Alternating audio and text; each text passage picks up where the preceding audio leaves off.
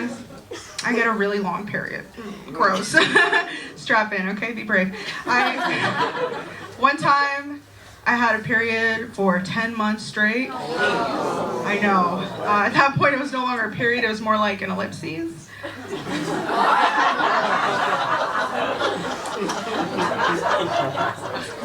I'm just kidding. That was 3 months in. 9 months in, it was the Windows 95 loading screen. Yeah.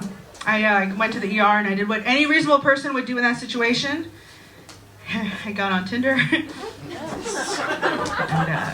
changed my gender preference to vampire. Hey! Any eaters in the audience? Anybody got their Red Wings? No? That's so sorry. Okay. He's very enthusiastic. Love this guy. Come with me to every show, just right in the front. Okay, so yeah, no, I got a lot of shit wrong with me. If I was a porn category, what porn category would you be?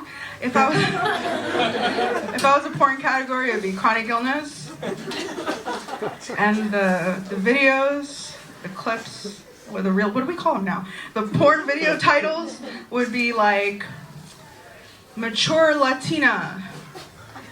I'm South Asian.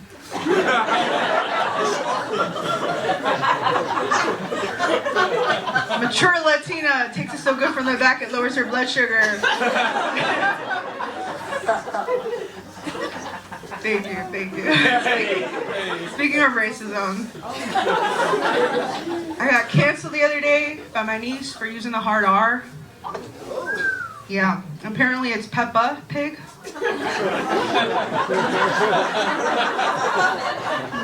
Been calling her Pepper this whole time, adding extra seasoning. It's not even halal. No, but I've faced a lot of racism in my life as a Latino woman. No, I'm really worried after like the New Orleans thing. Like I'm tired of New Orleans. Gotta say it right. I'm from Brooklyn, but I lived in Louisville for a bit, and now I get really pissed when people call it Louisville or Louisville. It's just anyway. So New Orleans, right?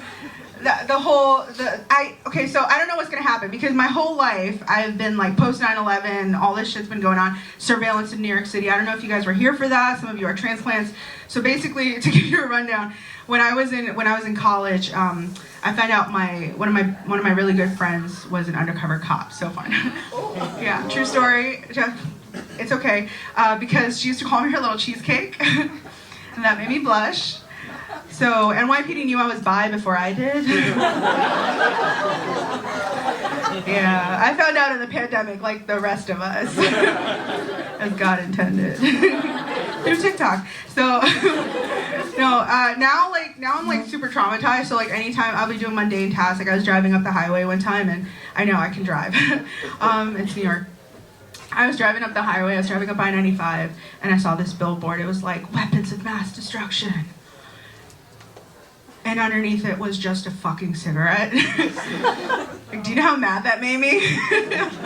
Oh man, because first of all, I was driving at 95 miles per hour because that's what I-95 stands for.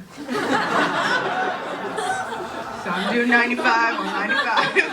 I get a little mini panic attack, right? Because like just imagine like it was another, like imagine the billboard said concentration camps.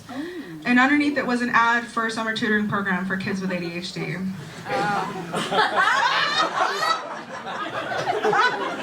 That would be really fucked up. You know, so I'm hella traumatized, but no, but America's great, right? We have great policies.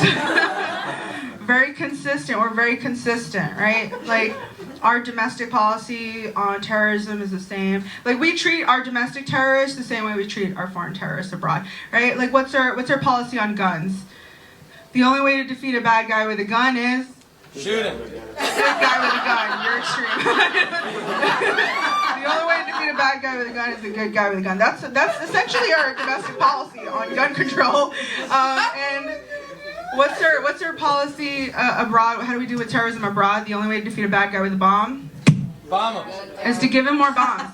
More bombs. I know that doesn't seem consistent, but we did increase shareholder value both times. All right, guys, that's enough for me. My name is Emma Chowdhury.